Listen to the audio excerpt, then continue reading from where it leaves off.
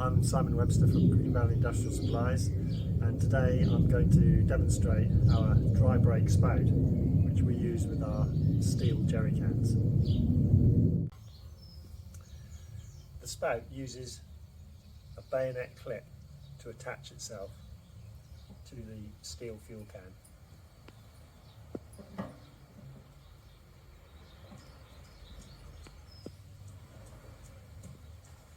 The idea behind the dry brake spout is that it prevents spilling and overfilling of the fuel tank.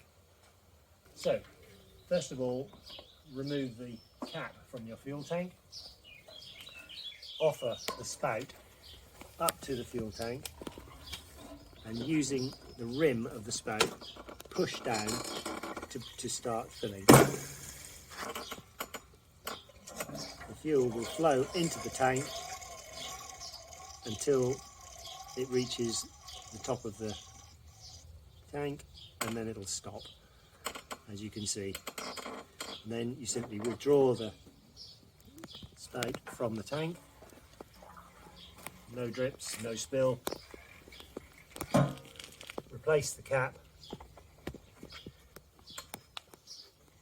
and you're ready to mow the lawn.